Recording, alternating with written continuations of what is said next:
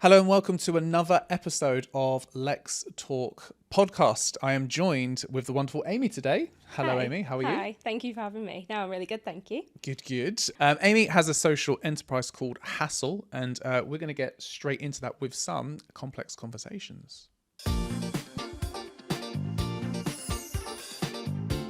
So, Amy, talk to me about your journey and how HASSL even began to become what it is now today. Yeah. So, I mean, the longer story, which I go into a lot, but I won't go into too much, is I think growing up, I was just always like obsessed, or obsessed is the wrong word, but like so interested in social issues, and it like was just something that always like bothered me a lot. It was something that I was my parents used to talk to me about a lot and all that kind of stuff. So I always kind of knew that I wanted to do something in like social impact from being really young. And then basically as I like got older, I went to university to do entrepreneurship as my degree, and I kind of got introduced to the concept of social enterprise. So for people who don't know, it's kind of like the purpose of charity, but like the strategy and like the business models behind like for-profit companies. So to me, it's like the best of both worlds, and kind of entrepreneurship was always something I was really interested in. So it kind of married those two together perfectly. Yeah. And then I was going to start, I have had my own before around homelessness, and then I was going to start another one. And then COVID hit. So it ruined my social enterprise dreams at that point. And then basically ended up moving to London, and that's when I think like I've had experienced harassment and catcalling and all that stuff from being quite young, as most girls have. But I think moving to London, it was like very heightened. I think just so many people. I did a lot of like traveling about on public transport on my own, like going to different things for like work or whatever. And yeah, I think just throughout like the kind of 5 years, I guess, that I'd been living in London, just having so many incidents and getting so like sick of it, and just feeling like no one was really doing that much about it. And yeah, all the solutions out there were just very much like safety products, self-defense classes, like safety apps and all this stuff. And, you know, I do think they have their place, but it's just putting more and more responsibility on women. Yeah, exactly. Yeah. Women in this kind of, usually in this case, but like, yeah, on the victim kind of thing, and not addressing the root cause of like why that's happening in the first place. So yeah, and then there was like a as I say, multiple things that happened to me, and then there was like a final incident that happened to one of my friends that I think was like the final straw where I was like, I'm doing something about this. Where, without going into loads of detail, she had evidence of it happening. She got followed. She actually had a recording of the person admitting that he was following her with his full face and everything. And she reported to the police, and they basically were just like, don't bother. And I think that was the thing, like when it happens to you, it's obviously it's like not nice, but when you see it happen to other people and see the impact that it has of people you care about, that was when it was like really like I was like, I can't just not do anything about this anymore. So that was kind of like my, I guess, like final straw. Yeah.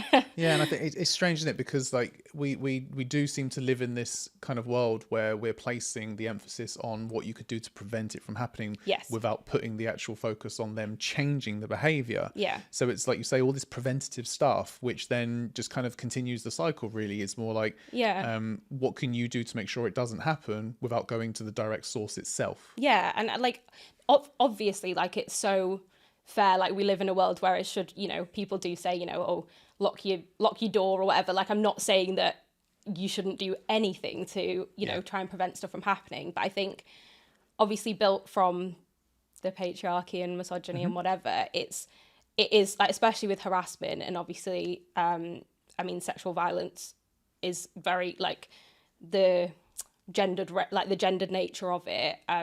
You know, when it comes to how like there's this like epidemic now, for example, in the UK of like the violence against women and girls, and it's always been women have always grown up being told, do this to stay safe, do that, carry your keys between your fingers, make sure you track your driver on the Uber, like just, and you know, there's so many things like that, which is just so universal. And it is this thing of, firstly, there's actually very little evidence to show a lot of those things actually do anything to prevent it. We also have a lot of contradictory things that we're told. So it's like, you don't know which to do, because, you know, like it'll be like, get public transport so there's other people around, and it's like, no, get a taxi where you can track it.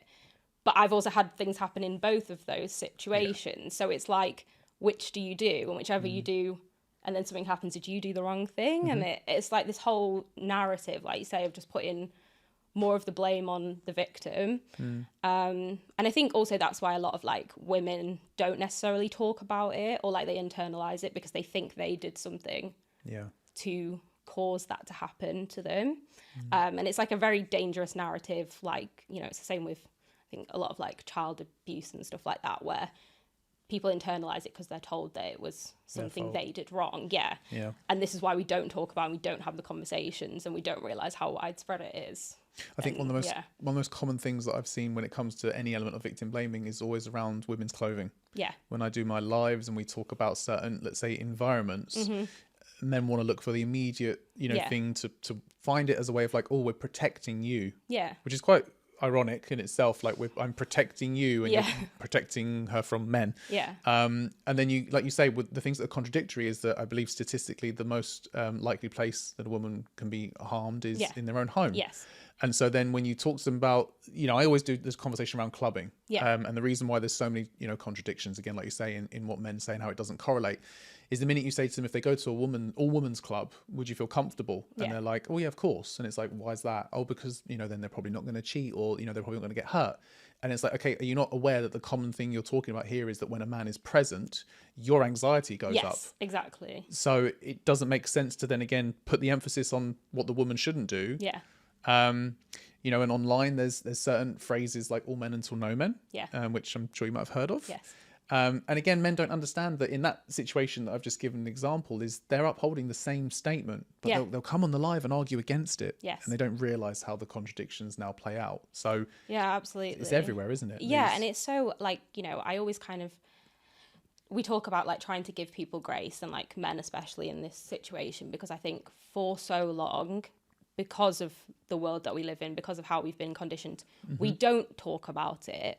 And like, I have a lot of, you know, friends and like men in my life that I would like think are very decent, you know, and caring people and that kind of thing. But, you know, it's, I talk about this a lot, but it's like often the men who are the, you know, people who would really care about this are also kind of the people like you don't want to talk about, because it's not nice to hear. You don't want to talk about people who care about you, about all these traumatic things that have happened, because it will worry them and upset them and that kind of thing. And I think for so long I think more so within like women will talk to each other about it to an extent, but often not even like tell their partner or whatever, because it's not nice to hear. And like people worry about, you know, you would worry about the person. And I think that's where we've kind of got to change this whole like talking piece, and like having the tools to talk about it in a way that it is educational, because there are so many men out there that would like to help if they were more aware of how they could get involved. And also just how widespread it is. I just don't think like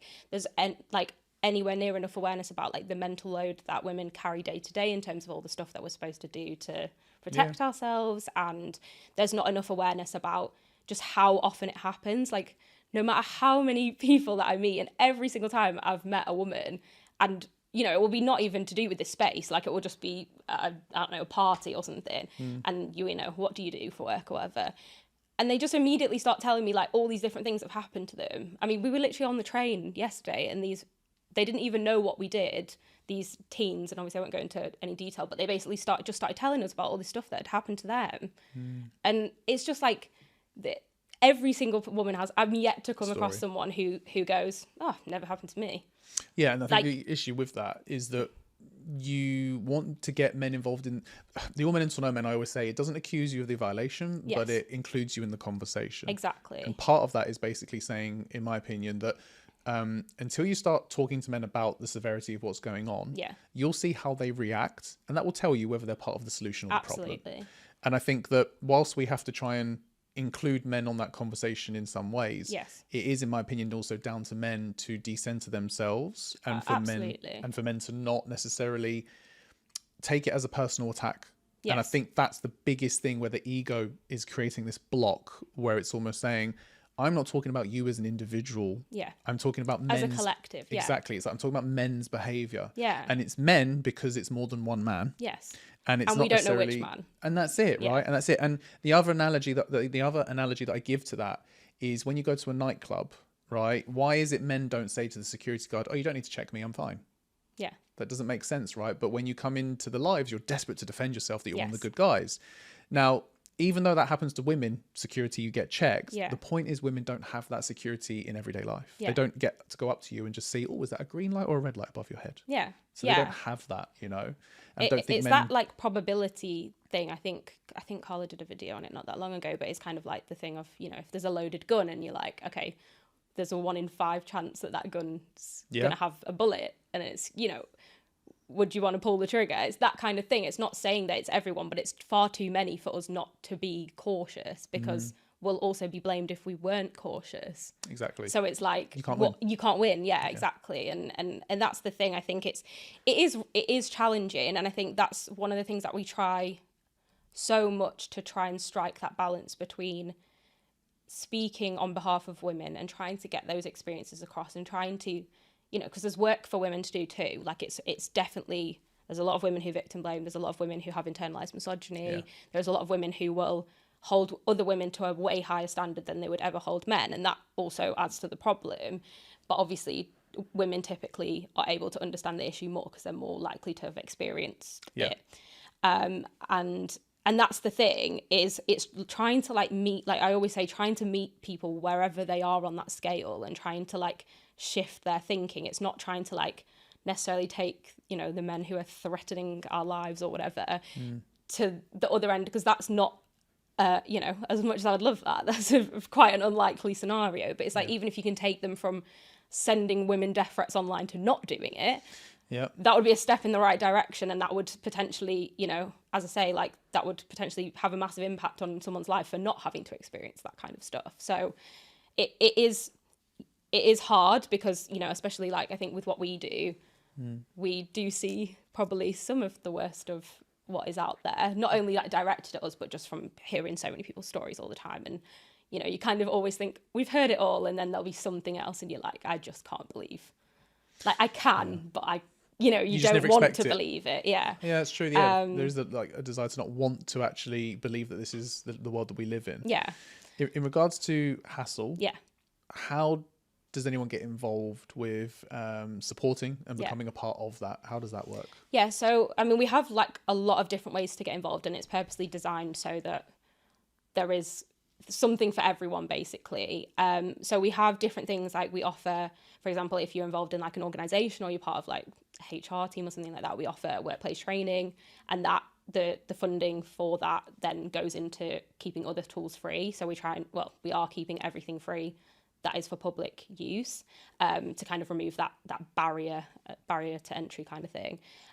We also have an ambassador program, which is like our global volunteer program, again designed to, you know, quite different to, I guess, other traditional volunteer programs that are out there, but it's very much designed to be, it's an online platform. It's very much designed so that you can do as much or as little as you have time for.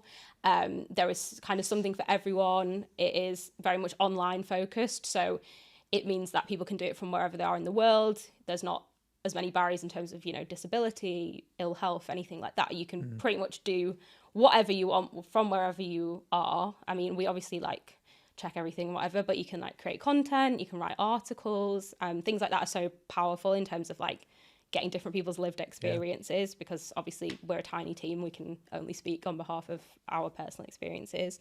There is like, we have all different like by profession groups. So if you have like a more professional skill set, for example, you can come and join those and then contribute skills to certain tasks that we ask for like support on.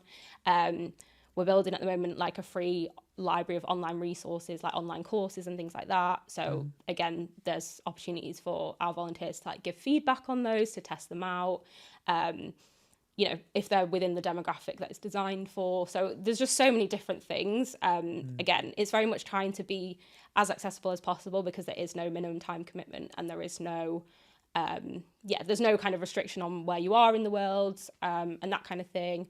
We also have like HASSL for uni. So if you're a university student, we're working on projects to get HASSL into university and stuff like that. So there's just kind of something for everyone really. And it's trying to, whatever your passion is or whatever your like method of activism is. Whether you're like someone who does want to post on social media, then like absolutely will platform your voice. But if you're a behind the scenes kind of person, there's like so many other things to do that's not, you know, people facing, that can be scary. So that's amazing. So yeah, we tried to create something that just feels very inclusive, and like we try and, you know, try and welcome as much as possible people.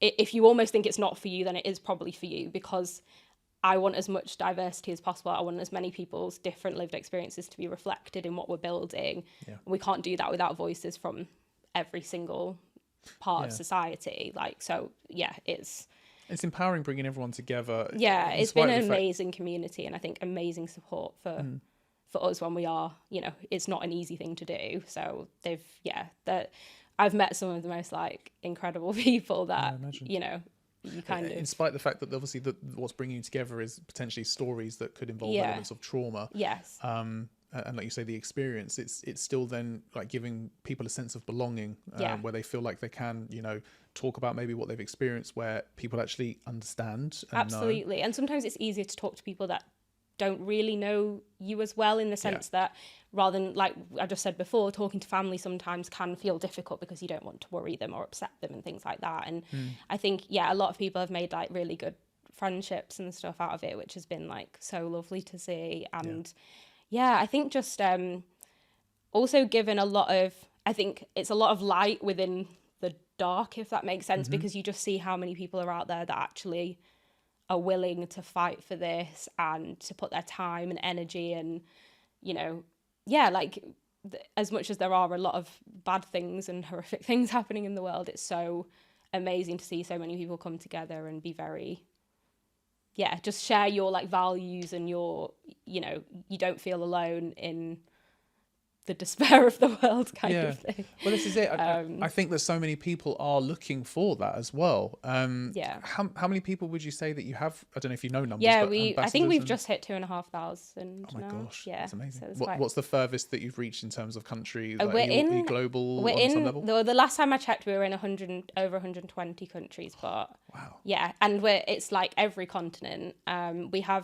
We launched, I think it was like, I want to say a month ago. I'm very bad at keeping track of time because I feel like so many things happen in such a short space of time. I can imagine it's so quick. Maybe a month and a half ago, we launched our country reps program. So we've started to, people can apply who are already ambassadors to be the representative for their country. So at the moment, I think we have 30 that have kind of signed up and in their roles, because we have like an approval process and all this kind of thing, onboarding and everything. And then we have about another 20 countries that we have applications for that we're now working through too. So the hope is that we have one for every country, you know, at some point. But at the moment, they're already, I think the 30 of them, they're already covering, a lot of them speak 3-4 languages. Amazing. So it's really helpful for even like when we've got news stories around the world that they can like translate and help us find like trusted sources within that country that, you know, we might not necessarily know because they're not reported in the UK or whatever. And just having like different languages, being able to speak about different lived experiences, the different contexts with culture, with law, like just so many different things. I think everyone who is a country rep has also learned quite a lot about other countries from being part of that group. It's a global issue. Yeah, absolutely. And I think this is the thing, it's obviously it's so nice in a way that like we have got this reach around the world. It's also like really depressing that it is such a universal issue. And the thing is, it is like, you know, it takes different forms and there's different levels and whatever, but it's such a universal experience is the thing. There's I'm yet to find people, like a country where people are just like, yes, isn't not an issue. Not an issue around here, You know, so. What is the overall goal then for you with HASSL? Like, what is it that you might be working towards to be able to say, this is what we wanted to do and achieve, and we're here? I mean, I think, unfortunately, the issue is so massive that I am very, in my lifetime, I know I probably won't achieve what I want to, but I hope that we set the groundwork for other people to do that. And I know we have seen that already. Like, so many people will message us and say, I started this, like, even if it's in their local community or whatever, because of you or because what I've seen or like whatever, and that's amazing. But I think I always say our mission is to redirect responsibility away from women and onto society as a whole. And for me, it's society taking responsibility for this issue and preventing it before it happens, rather than having these endless, incredible charities that are there for trauma support, for legal. We shouldn't have to get to that point. There's so much of it that is so we can avoid. And also, if we start to tackle these like lower level things, catcalling, harassment kind of thing, locker room talk, and there's so many cases and horrendous things that people go through in terms of like domestic violence and stuff, and we could stop so many of that by detecting this behavior early. It's just like that knock-on effect. People say, why don't you do domestic violence and all that? And obviously it's just a massive span, but for me, I'm like, the knock-on effect of if we can tackle these lower levels and we can start to hold perpetrators accountable and all this kind of stuff, is that they don't then go on to do these crimes, or we start to raise especially men in a world where that's not what they grow up to be. They grow up to be people that, are safe and that have healthy relationships and all that kind of stuff. So yeah, for me, it's just, it's a thing for me for like all societal issues. I don't think they should be an individual's responsibility. I think it should be I think there should be way more involvement from businesses and government and all that kind of stuff. That's how I believe the world should be. No, but if I can do something to move that needle for this issue, at least, like that's the goal really, is we stop thinking about it as women didn't do enough to stay safe, and we start thinking as like, what are we not doing as a society to prevent this from happening in the first place? So yeah, completely agree. Certainly on the right track for it, which is why I thought it was really important to bring you on to have that discussion. Yeah. We're going to get into the next part of the episode though, which is Let's Play.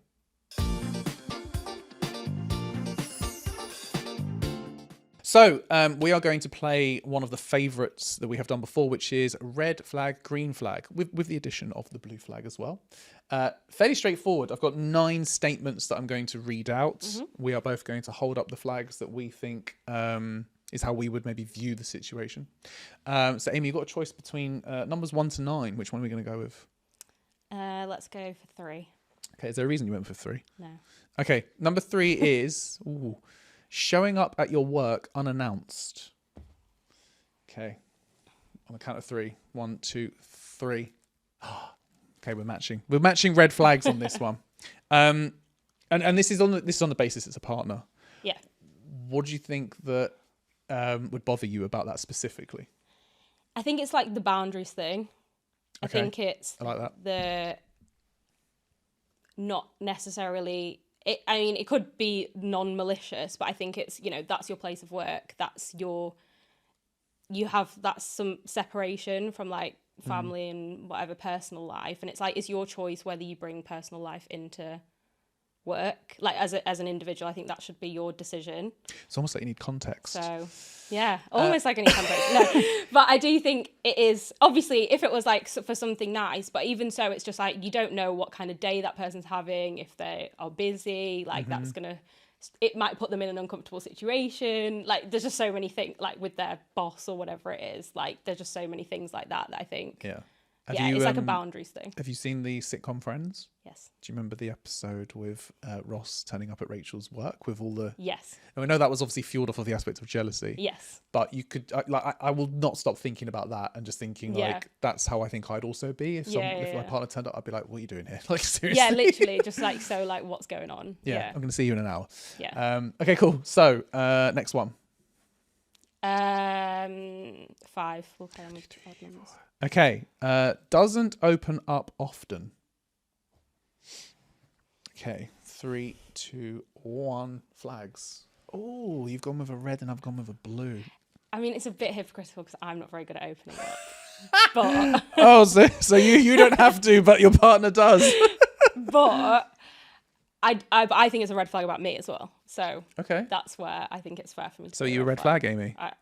In some ways, yeah, absolutely.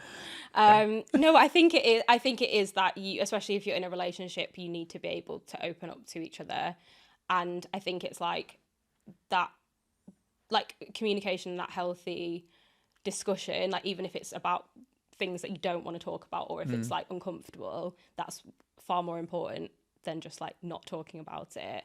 And also personal stuff, like as I say, I am hypocritical in the sense that I'm not very good at opening up, but I do think you should be like that. It's just something that I need to work on. So something you're striving towards that you'd also like but I don't think that I do the right thing. I think it's like, it's that thing of like, I think everyone should have therapy. Like, even though I'm maybe not good because I don't actively, I mean, I have had it before, but, I think it's that thing of there is just like bottling it up. I think everyone does it, but I think obviously men tend to do it more because that's how they've been conditioned to be, to not open up and talk about stuff. And it only causes issues, I think. Yeah, as a therapist, it's music to my ears to hear that, everybody should have therapy. But I don't disagree. I think for me, I'm gonna try and cheat a little bit and ease on the word being pedantic that it said often. Yeah. For me, I think like if you never open up, then yes, I would probably put red flag. Often, I just think, like I feel like in my relationship, I open up like quite a lot. Yeah. My partner maybe not as much as me for sure, but it's like when something does matter, then you need to talk. Yeah, exactly. Yeah. And I think it's also like it's a personality thing as well, isn't it? Like some people are like oversharers kind of thing more than, and then some people are a lot more reserved, or they're more like, I just want to get on with things and not like, maybe things don't get to them as much or whatever. So that's true. Different like responses to the situation. Yeah, exactly. Okay, next number. Let's go for, I was going to say 10. No, 9. Just to throw you off. 9, okay. You've been on 2 dates with someone and they text the next day saying, I miss you.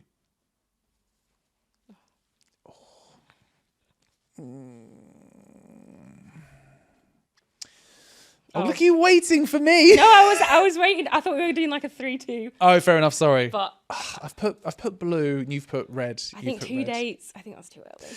Do you know what? I don't disagree too much. Like, I'm not going to say that I'm, I think, dare I say context?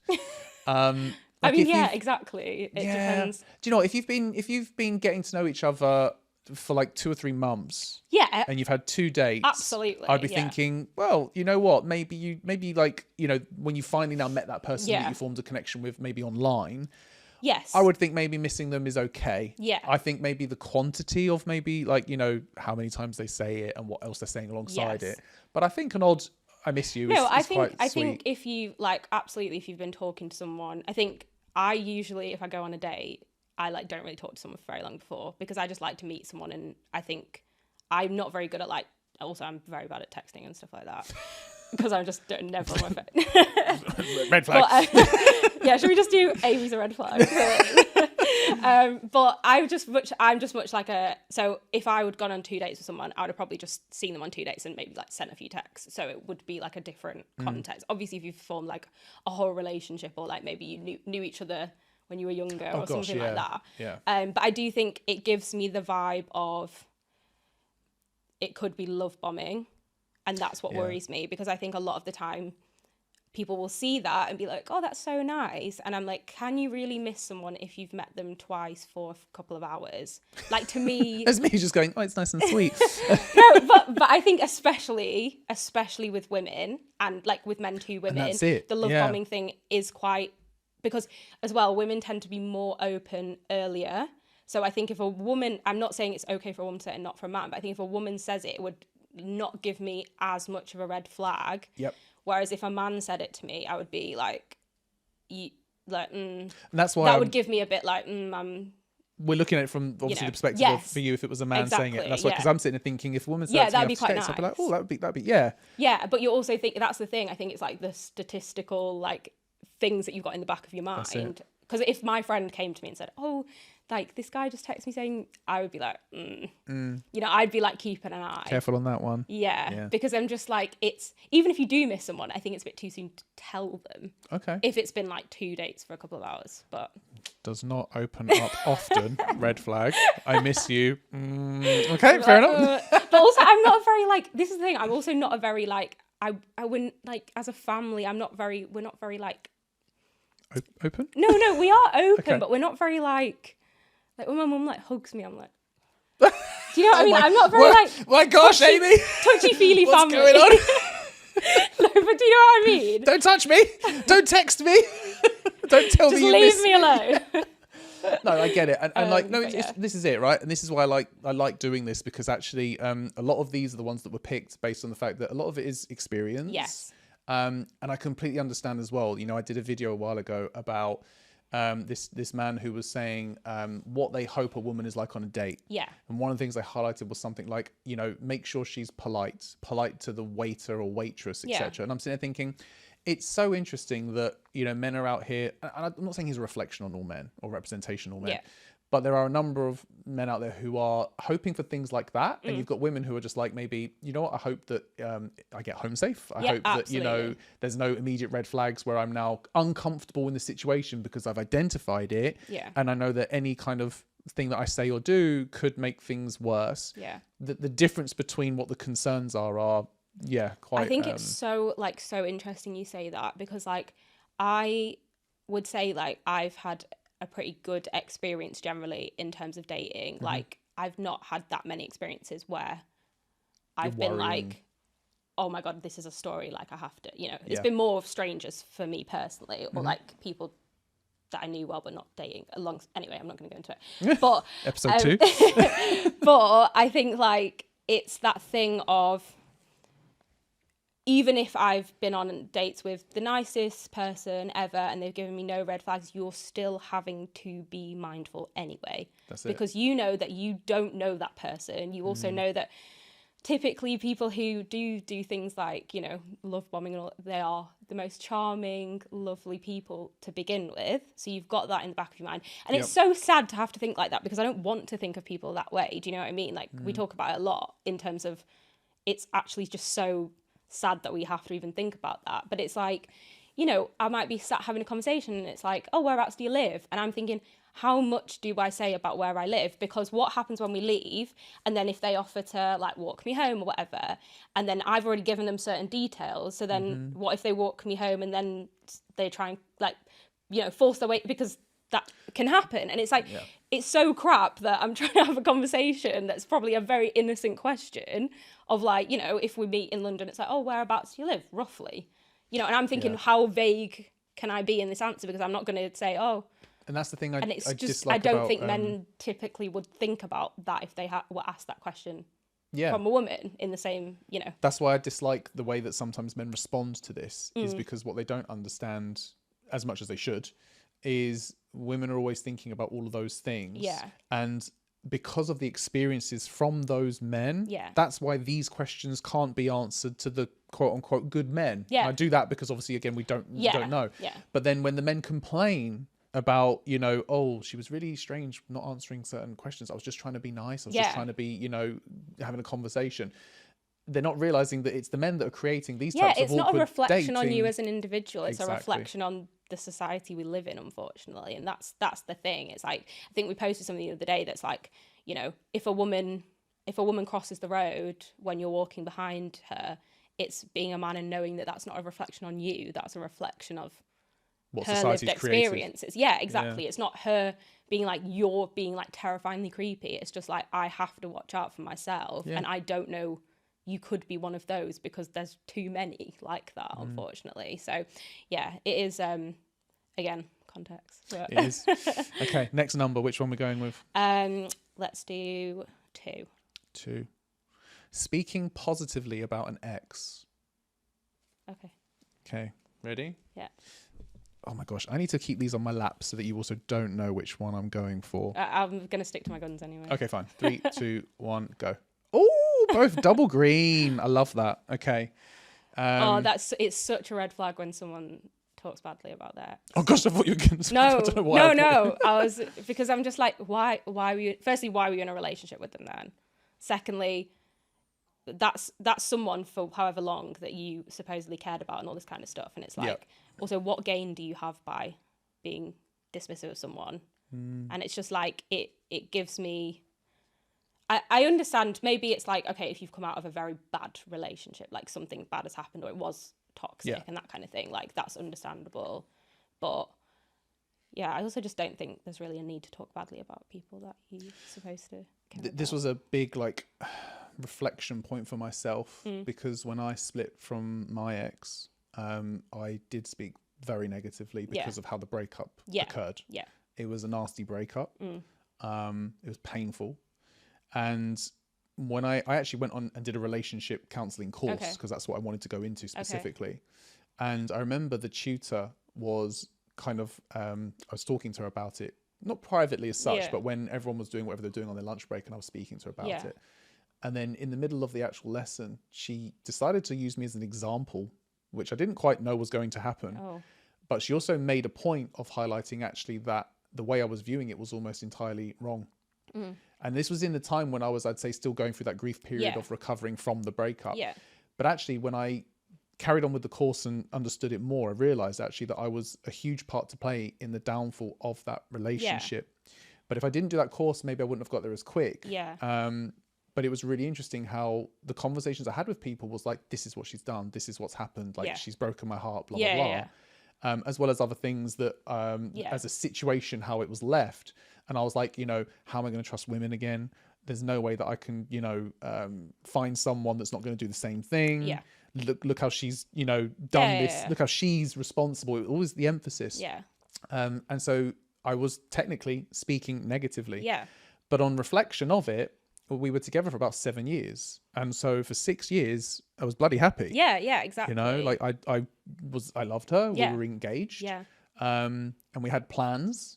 So for me, like I was clearly happy enough and enjoying the majority of that relationship. And you had respect for her as a person, and you obviously had. But when we broke up, I was like, that's gone out the window. So of course. Being able to go through that whole process and recognize actually what was I responsible for, what was I accountable for in that relationship, to the point now where when people ever say, you know, what's your relationship history, etc., I talk about it totally differently. You know? I think also like it's obviously human nature, like if you're hurt by something, to like want to vent or whatever, like that's so fair.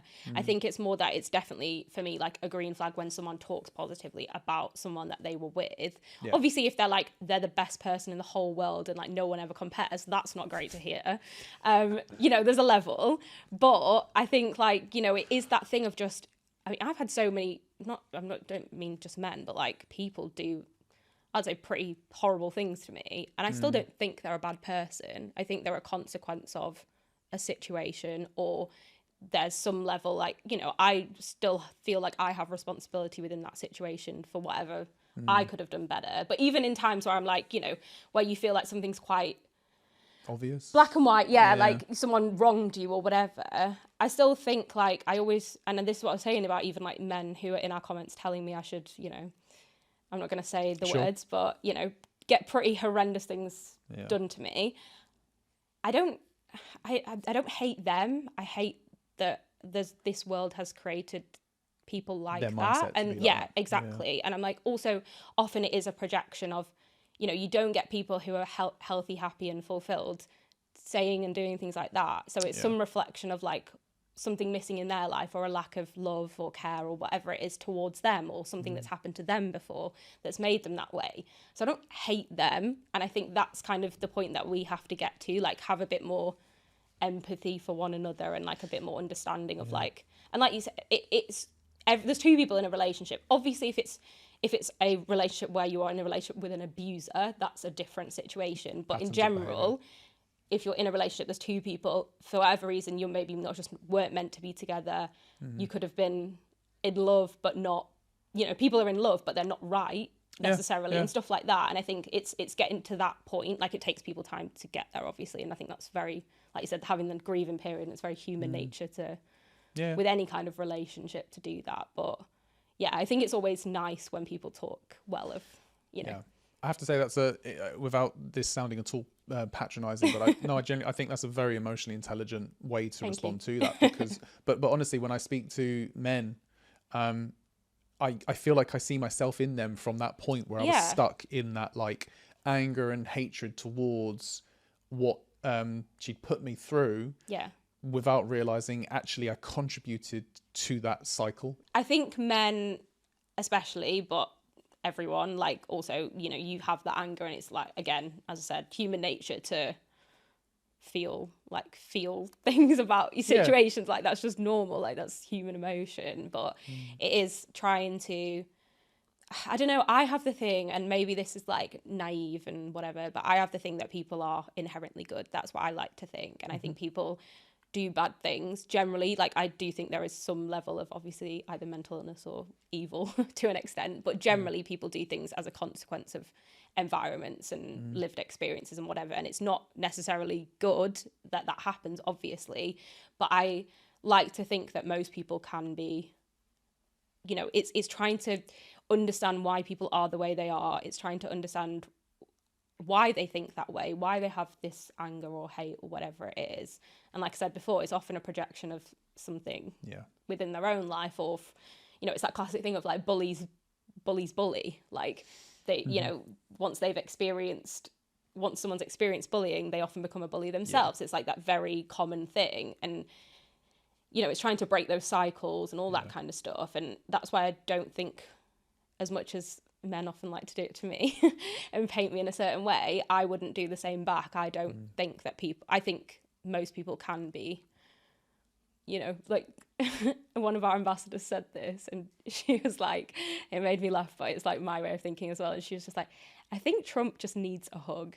Like, he's just got something, you know, and I'm not saying that would fix him at all, or like fix the situation that we're in, but it is just that thing of like, there's some, like, to be so filled with hate and to have put so much time into making other people's lives worse, there's something there there's some underlying thing. And it's just, I think, trying to like come at people with grace and trying to understand why they, even if you don't agree, just trying to understand why they think the way they do. And you know, I definitely didn't, like, we talk about this quite a lot, but I definitely wasn't always this kind of attitude. Like when I was younger, I used to be like, you know, if you don't believe in the things that I believe in, like equality and like all this kind of stuff, like you are an awful person. And it used to make me really angry when people, especially privileged people, would just have no, like, we'd just be so hate filled and racist and whatever. And that would just, but now I'm like, I look at it in such a different way. And I think it is just that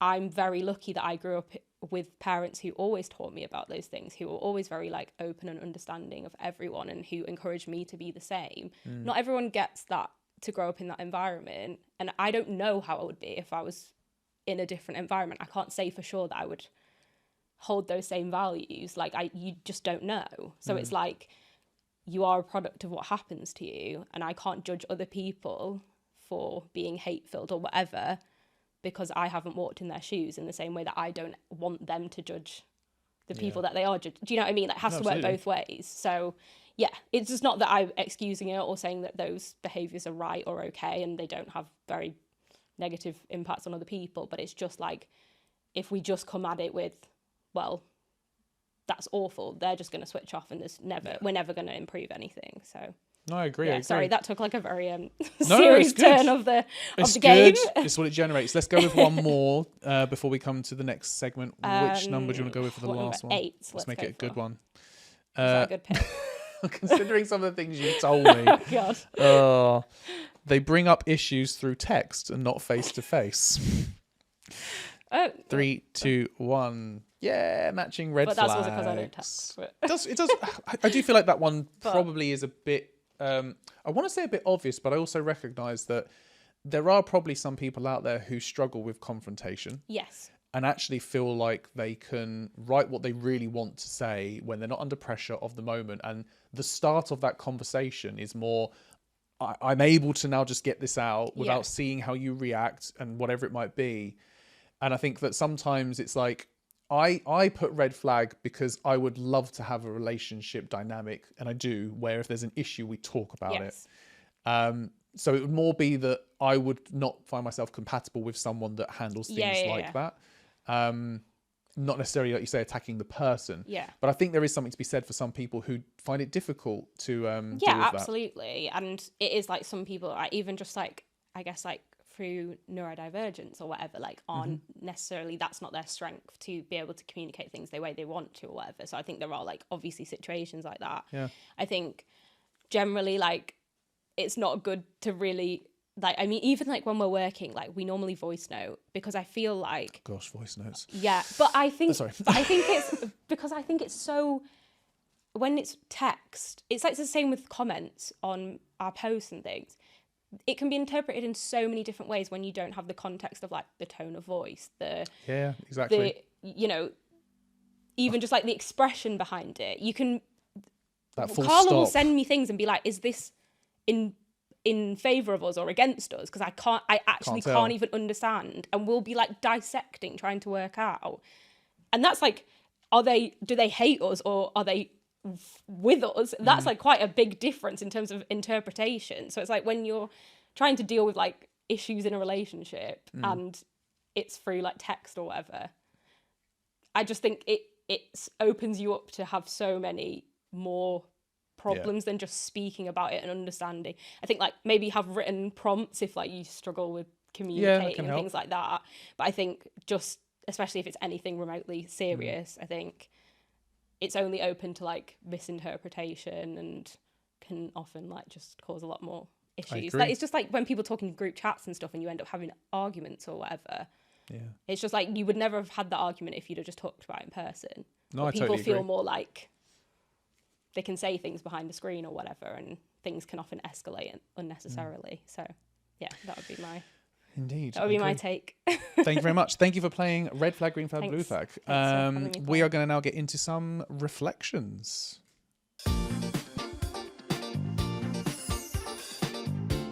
So we're going to get into some reflections now. Amy, I had a look at your amazing Instagram page on HASSL. And I actually looked through a lot of the quotes that you had because I love the neatness of how it's like, you know, every diagonal, that's my type of page, has to be done like that as well. Some sort of a pattern. That's a Carla thing. Okay, well, thank you, Carla, for that. And I wanted to kind of talk about some of the ones that you've got so that you could maybe go into a bit more detail, because it reminds me of prompts that I have on my live where people sort of go, oh, that's a little bit, you know, what's the word?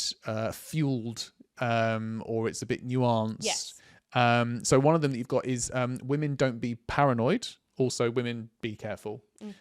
Talk to me about that, because I think maybe some men would read it and be like, they don't get it. Firstly, absolutely. Like the statements, we try and be so careful with how we word stuff because, like you said, there's like so many nuances to everything, but also we literally do like one sentence, basically 2 sentences max, and it's purposeful because it's to try and educate people about them having to like read and like trying to get people to think whilst they're scrolling and all that kind of stuff. But yes, there's obviously a whole context behind everything. But yeah, so that one is basically supposed to be like the message from society that we get as women, which is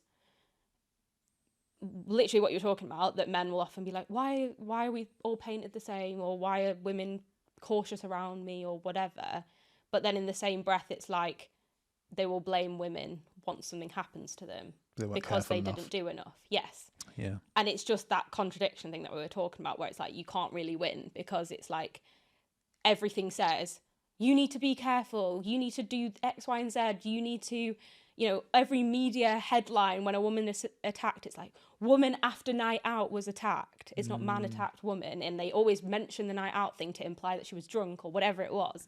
It's that whole thing where the world's constantly being like, there's danger everywhere, be careful, you have to protect yourself, it's on you. Yep. And then in the same breath, we have, why are you cautious of men? Or why are you like not doing X, Y, Z? Why are you, you know, why are you hesitant to get in a taxi on your own? Why, like, you know, all this kind of stuff. And like you said, why, I don't know, like there'll just be so many questions. And it's that constant, not only that constant messaging, but that constant contradictory messaging where it's like, I don't know what to do, because it's like, you know, it's always, you're too cautious, until it's, you weren't cautious enough. That's the thing. And whenever it suits their narrative, it's all right to then use the one that, whichever one pertains suits, to it.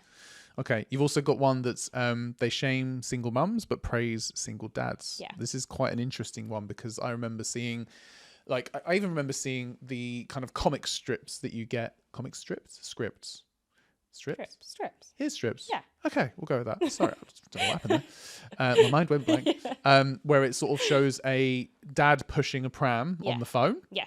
and it's like all, you know, responsible dad. And then if a mother is doing it, it's almost like, oh, she's not paying attention to the kids. Yes. You know, and that also shows in a variety of other ways. Where it's sort of like two dads pushing their children on the swing, chatting, and it's like, oh, dads when they're parenting. And then two mums doing it, it's like, oh, they're gossiping and they're not even focused on, you know, interacting with the children. There's so much definitely around like parenting. Yeah, I think like, you know, and again, these are generalizations. This is not to say that every single person thinks this way or whatever, but it's especially in terms of like how society and like the media like to portray stuff is like your general thinking when you hear of a single dad is like of positive, of admiration, of like, oh, he's a single dad, like he's took that on his own, and you know, that's generally the feeling, and the feeling that we've been told to feel, which is not necessarily, I don't disagree with, but the single mum is always used as such a negative connotation. Oh yeah, always. And it's not that she's the one who stayed, it's that she got left because she did something wrong, or it's she can't keep a man or whatever. That's the connotation that often, even like as women, you know, I will hear it and still think those things for a second because I'm like, I've been so programmed to think that way. And then obviously immediately I'm like, no, because I know that's not right. But it is that, you know, if someone says, oh, single dad, you know, I've immediately have a much more positive immediate thought about that person and who they are as a human compared to a single mum. Because it's the way that the world has always taught us to treat those people, and that shows up in so many different ways. Like you said, like we get it so often where it's like, oh, it's so nice that he babysat, and it's like, you're not babysitting, they're your children. God. That is, you know, that word is so. But a mum having a night off is like neglecting. as if, exactly. Yeah. And I think I can't remember where it was from, but it was a really good one where this woman, I think it was a woman who did it, like a series or whatever of things that she did to essentially highlight this. And she was like, my favourite thing to do is go up to men when they're on their own and say, who's looking after your kids? Because women get it all the time when they're on their own without their kids. Well, who's got the kids? And it's like, but you wouldn't say that the other way around. You wouldn't see a man on his own and be like, who on earth is like looking after the children? Yeah. But it's a thing that women get a lot. Like, obviously I can't speak on that. I don't have children, but like from, you know, what we discussed, like that women get it a lot. It's like, you know, or, oh, it's so nice that like your partner's, you know, giving you the night off. And it's like, but they're his children as well. Like, what do you mean? Well, this is, and I think, do you know what it is? Like you say, with part of the conditioning is that because the onus has always been pushed on women to be the primary carers, they're the nurturing, the ones that will, you know, be with the children from the beginning and all the way through. So it's almost like, because that has always been the viewpoint that's pushed, when it's the opposite, it's almost like, oh, that's new. And you know, obviously it also stems from like historically women didn't go out to work and things like that, but times have now changed.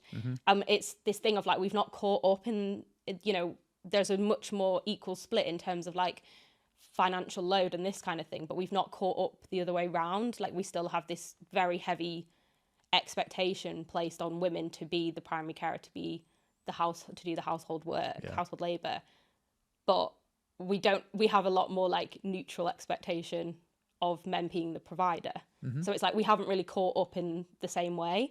And I think that's where a lot of it stems from. You know, again, it's not kind of saying that individual people are awful for saying and thinking those things, but it's how we've been conditioned to treat them. Do you believe in the aspect of pink and blue jobs? Do I?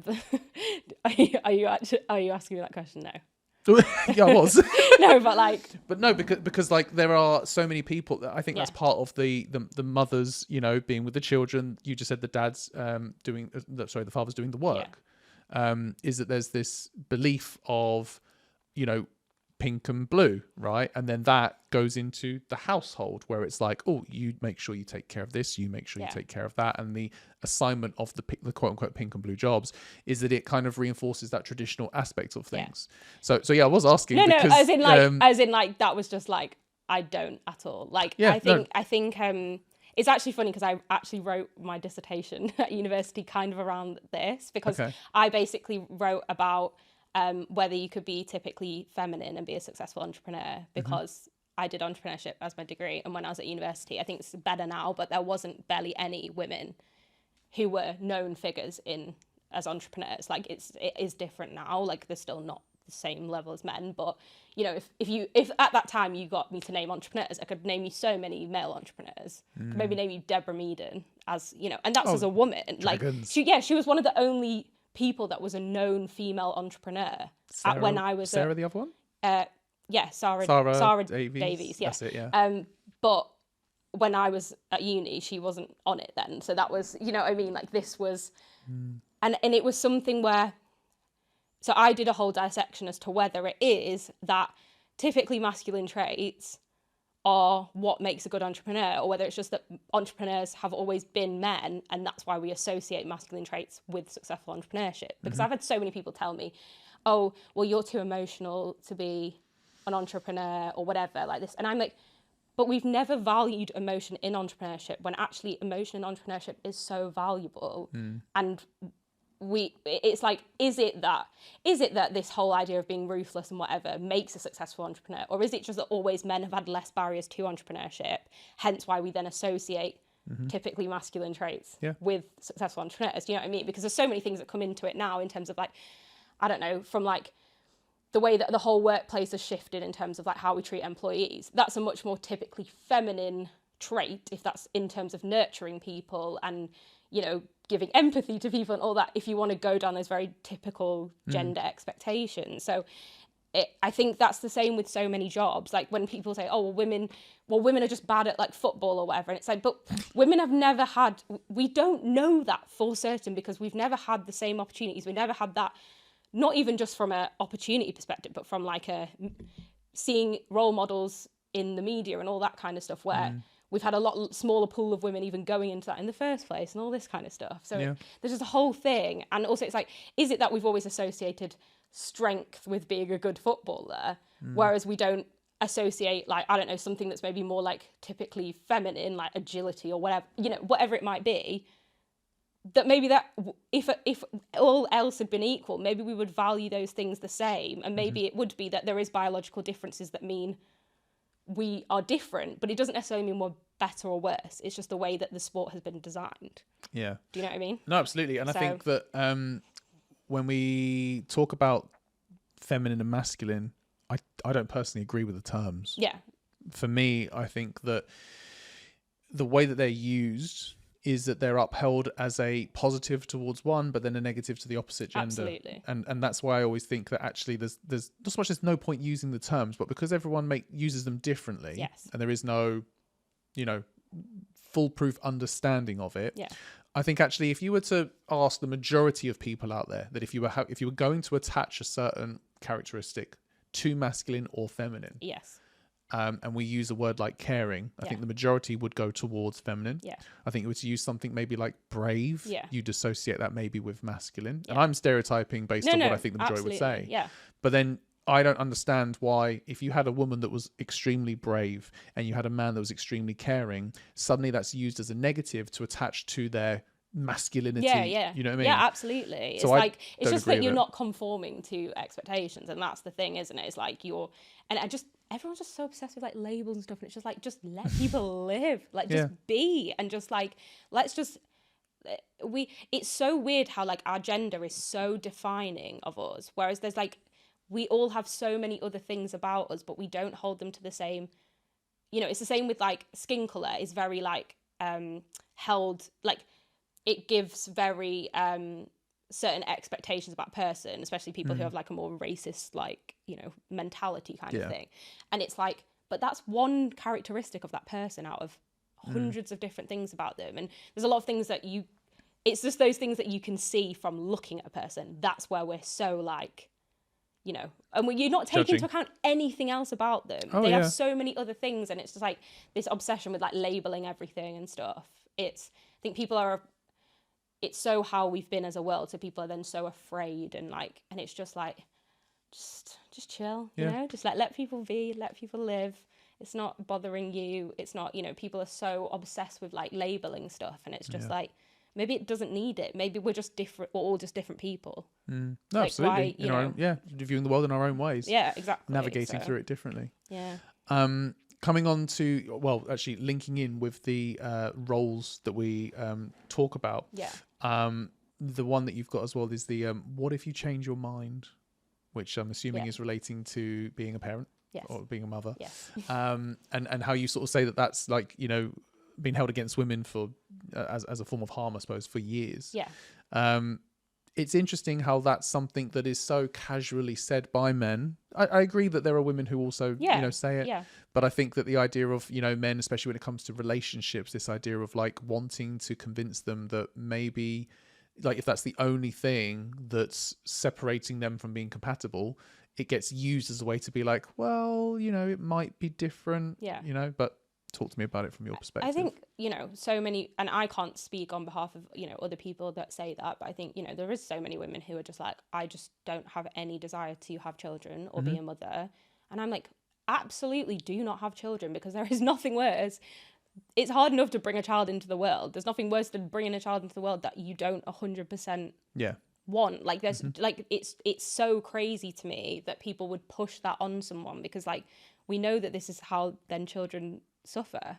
And it's like, why, you know, we should only bring them into the world for people who really want them, whoever they are. You know, it's the same when people say, oh, gay people shouldn't be able to adopt and things like that. And it's like, but they want the kid so badly. Why on earth would we not give that child the chance at a loving, happy life? When clearly whoever, I say, you know, say if it's like an adoption or whatever, whoever did have them was either unable or whatever to keep that child. It's again, it's this like, it's just this obsession with like tradition and expectation and whatever, and people struggle so much to break out of it. But it's also something that we talk about a lot, because like people say that they struggle with it, but then also humans adapt very quickly, and I think people forget that. We always use the examples of like more little things like smoking ban and like not being able to smoke inside, and like the absolute uproar that there was when that was a thing of like, you can no longer smoke inside, and people being like, this is like, you know, the worst thing in the world, and like this won't even like happen, and you know, and it's just, and then people just adapted, and now it's just the norm, and it's just like, okay, cool. Like humans adapt to things. Like seatbelts, the same thing. It's like everyone's like, what, we're gonna put seatbelts in cars and like to stop this and that and whatever, and like people are like, it'll never catch on, or like, you know, they weren't happy about it, or I'm not wearing a seatbelt or whatever, and it's just like, and now people just do.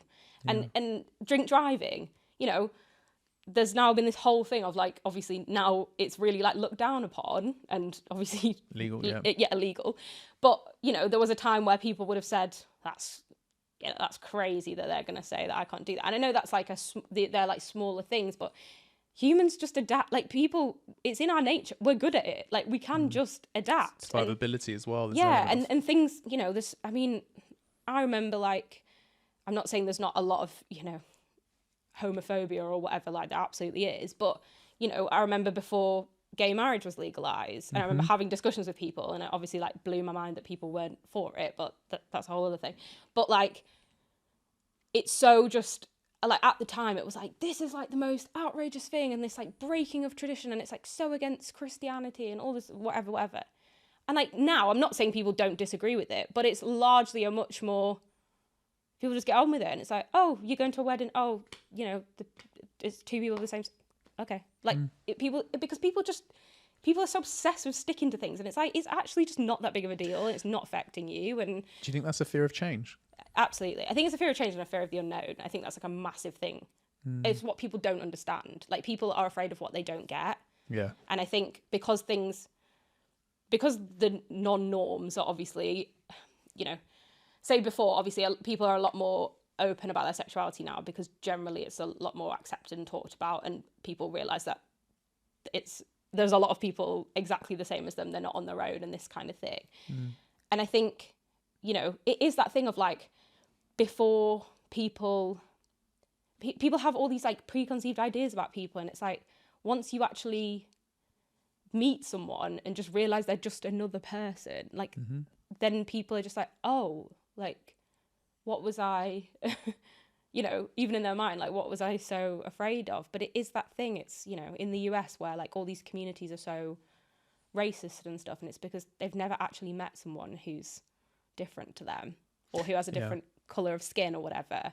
I think they think that it's some kind of a threat to like, how is it going to impact their life? Yeah. And it's like, well, if something is changing, how do I then navigate around it, like you say, because of the unknown, when in actual fact it very rarely will affect you directly as an individual. And also you're missing out on so much as well. I think that's the thing. It's like one of the things that I absolutely love about London is like the diversity and the amount of people that I've met, from the amount that I've learned about the world that I would just not have known otherwise. And, you know, like I'm still like, where I'm from in the north is still like relatively diverse for a northern city, I guess. But, you know, coming to London and just having like so many colleagues from all over the world, like learn even just like random things like the food they bring to lunch and us talking about it, or things that happen where they're from or whatever, it's only like massively positively impacted my life. Like there's been no like, you know, negative things from that. And it is, I think, you know, also again the media plays into all of this, because of course,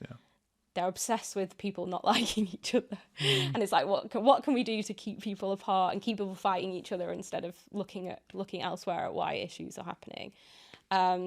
But it's just like it makes me sad, because I'm like, you're just missing out on so much by like not being open. And like obviously I know humans are like afraid of change, and that's again human nature. People like to stay in there, but it's just stay in that comfort zone. Yeah, but it's so sad, because I'm just like, there's so many things that you've just like so many opportunities and so many things that could have completely changed and enriched your life that you're missing out on. It's always seen as such a negative thing, and there's just like so many positives to be taken from, as I say, like just diversity is just like, to me, I'm just like, that is like the most amazing thing ever. Yeah. And it just makes me sad that people don't see that, and obviously again that they're taught to not see that, because just missing out on so much. So indeed. Yeah. Amy, thank you so much for joining us today. Thank you. It's been lovely to hear your journey, and I've been watching it grow since you first popped up on my For You page, and I've been following it ever since. And I wish you nothing but the best of luck for the future. So we will hopefully stay in touch. Absolutely. To see that progression, and hopefully your name gets out there even further to everyone worldwide. And I think the aspiration and drive that you've got, it's going to happen. It will. Thank you. Keep going at it. Thank you. I really appreciate it. And as I say, it's always like amazing to meet people who just get what you're trying to do, and also that have the same like values and outlook on the world, and like, you know, meeting those people and being able to speak. I think, we're all like, we're better together, and we're stronger if we like can, you know, group together and talk about these things. So it's been really good.